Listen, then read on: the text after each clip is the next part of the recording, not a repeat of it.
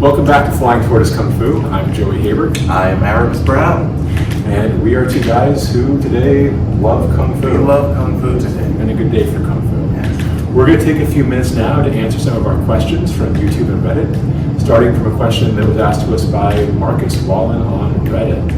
And Marcus asked us how this is JKD essentially. Yeah, right? like what does this have to do with JKD? Yep. Essentially, the main purpose of our JKD philosophy is to really test what you believe works versus what actually works.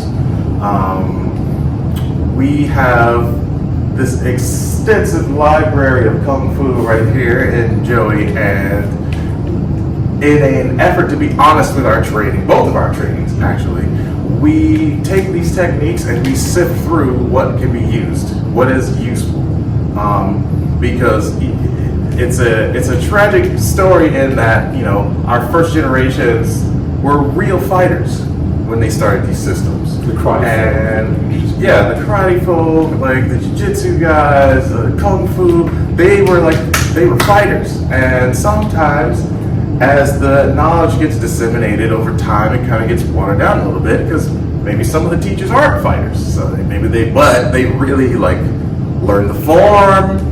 You know, they can show you the movements, they can show you the technique, but sometimes they don't know, hey, this fancy movement is actually an arm break or a takedown, similar to the, when I grab Joey into the clinch, and he uses the Tiger rolls ball. Yeah. So we want to say when he just does it as a form, that just looks like a really nice, cool, fluid movement. But what's it for? So what we do is, all right, I'm a competent fighter, he's a competent fighter. Let's see if you can do that, and I'm trying to stop you. So I'll get here, and I'm like, I'm not letting you out. You gotta figure out, and it still works. So then maybe we'll take it up a step. Okay, this time we're gonna spar from here. We'll just light and then see, like, oh, okay, can I do it too? And get him on.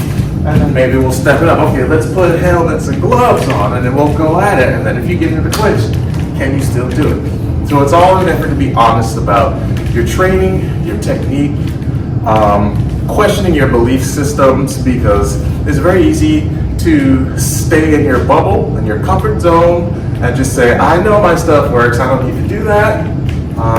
This is really about being honest, because the more people that approach their training this way, they get very surprised. They're very confident in this set of techniques always works because my teacher said. So you find someone that's not in their group to actually spar with them so that they can see, okay, here's what an actual natural response to that technique is. Can you still do it? And many times, if you've only trained with your people in your format, you tend to find out, oh, it actually doesn't work. I need to adjust. Or maybe it wasn't taught to you the way it was supposed to be taught. But it does work when you do learn its original purpose. So that's really why we're training in this format while we're presenting it to everyone, because you should be able to question and examine and adjust. And not be afraid of the answer. And not be afraid of the answer. And they have a thing. So in Beijing, where I've trained over the last 13 years, I've just been 2 months a year training in Beijing. I'm fortunate enough to have several just absolutely spectacular teachers who I am fortunate enough to work with. And the different families have different philosophies. So I'm a disciple of a man named Guan. He is the 9th generation Grandmaster of the Rouhua Power clan. If you haven't heard of it, that's kind of on purpose. My brother Fritz and I are the first 2 American apprentices out of the Power clan, of the 1,100-year-old tradition that it has. It's not one known for accepting in foreigners. And Wang Chi's thing is there's martial arts, and then there's Wu Tiao, martial dance. And to him, there's no greater insult than calling somebody's Gong Fu a martial dance, because what are you doing?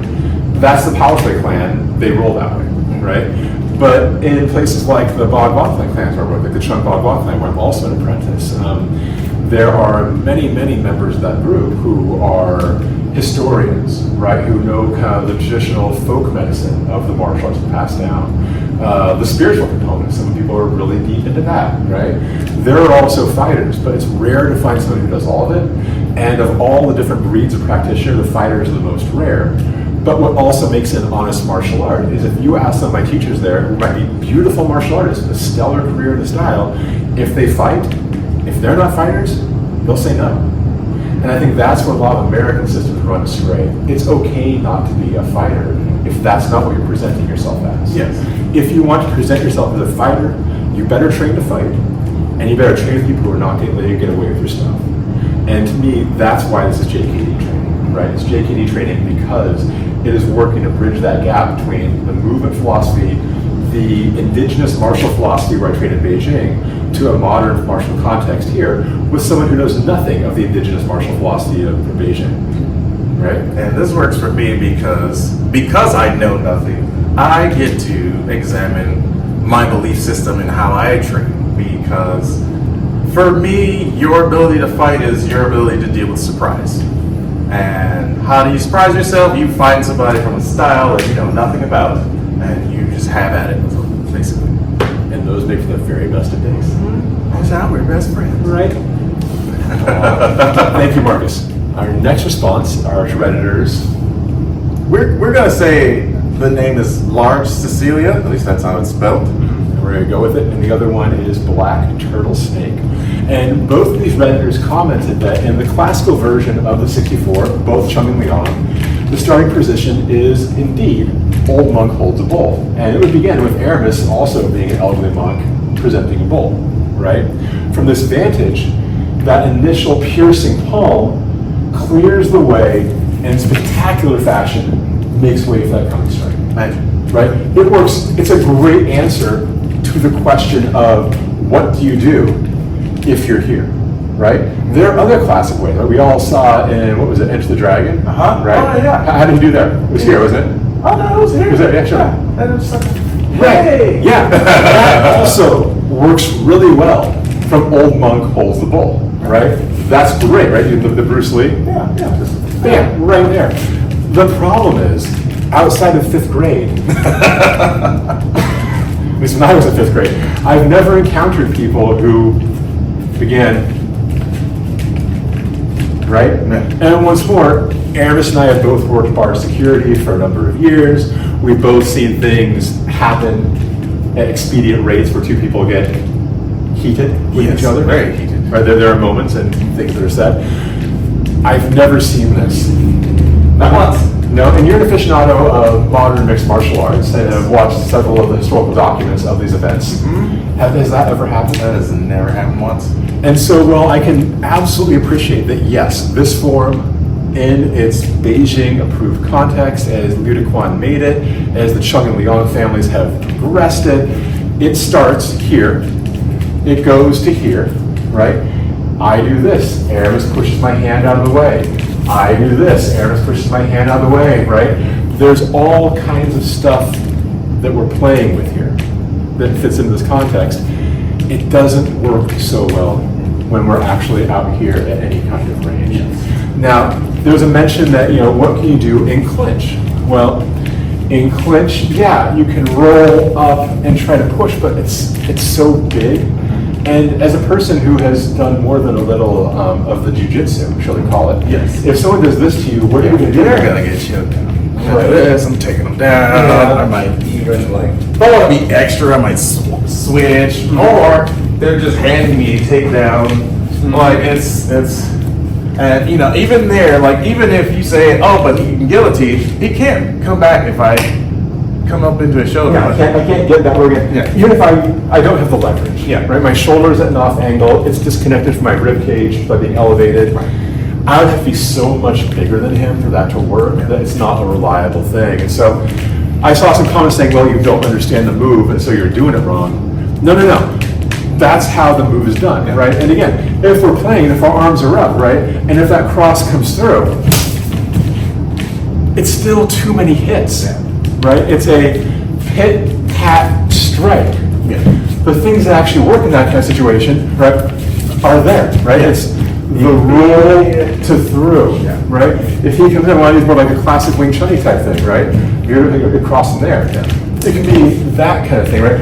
Rolls to hits through. That's two. I even then, like instinctually as a person not from that style. If he takes that stance, Right. I'm going to control distance. Yeah. I'm going to see where his arm length is. I'm going to feed him a couple of jabs. I'm going to circle. Right. I'm not going to let him just come straight in with a strike. Right. Hop it. I'm going to control the distance. And so one of the comments was your opponent's going to you're going to come in with a throat strike and your opponent's going to push. I'm not doing that. I'm going to back up. I'm going to put my hands in the way and I'm just going to circle. And as many times as that hand comes out at my throat, that's all you're going to get. That's all you're getting. Until all something opens up and he does it again. Okay, stop doing that. Yeah. You mean you're not going to glue your feet to the ground? Yeah, I'm not going to plant. I'm not going to let him close because obviously if he's doing something that obvious, he probably wants to close distance. That's my natural, don't tell me what you're doing instinct. Like I'm not letting him come in with this thing. And let's look again, just one step further because this comment's going to come up over and over again, and we just should get it on video, right? If Aramis is at whatever fighting stance Aramis feels is good for a Monday, right? And if my response is to go here, okay? And if I'm circle walking around him, and he starts coming in with punches at me, right? There's stuff I can do. Yeah. It's not entirely feckless. Right. But what's going to end up happening is he's going to break me because of the rigidity of me using that same framework the entire way through, right? The way I've seen competent Bagua people actually play, if we're moving through, I've pulled my weight. Notice the way I go off the ground, I'm mobile, but I'm grabbing the weight. We come in through there, my pressure is solid because I'm grabbing the ground Much better. and pulling myself towards him. I am using the Bagua move, the Bagua step, but I'm not walking in a circle around him. I'm not maintaining guard. If we get in the middle here, and there's a chance for a guard thing to happen, I can certainly use it, right? But I'm not showing him this as I walk in the fight. Similar how, no one does that. Nobody does that. Right?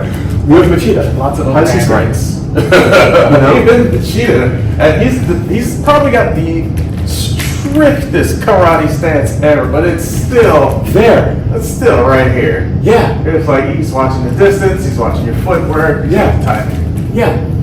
So components of this stuff transfers, and we'll go into how Bagua stepping can influence combat at some point, because that thing is interesting to both of us. Yeah. But it's not done on the classical framework, just the forms aren't done on the classical framework under actual duress. All right. Thank you.